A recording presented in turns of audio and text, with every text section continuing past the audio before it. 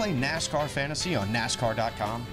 Do you struggle spending tireless minutes pondering who to put on your fantasy roster? Oh man, what am I doing wrong? Are you tired of getting disappointed again and again by poor fantasy performances?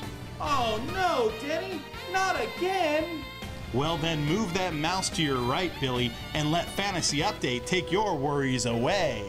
For an unlimited time offer for free, you too can be a NASCAR team owner just like Richard Childress and manage your own NASCAR team.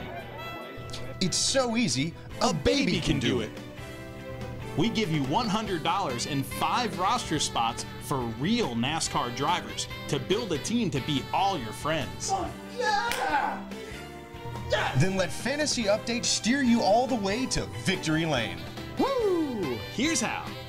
Let's start off by taking a look at our top products. It's no secret why Jimmy Johnson and Matt Kenseth are 1-2 in the chase. They're on the top of their game and should be on the top of your roster.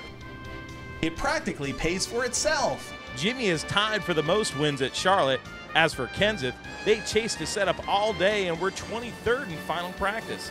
The 20 may start 20th, but don't expect him to stay there. Kurt Busch is going for his first win in the 78 and first win in 72 races. This may be the weekend he does it. He led the way in final practice and has been on a rail all weekend. Fastest 10-lap driver during the final session? You guessed it, Kurt Busch. Boom! Only Joe Gibbs Racing and Richard Childress Racing have won on 1.5-mile tracks. That brings us to our next item, the 29 car. Fresh off a pole and win at Kansas, the RCR boys hit 3rd in points. They were so happy with the Kansas car, they turned it around and are running it again this weekend.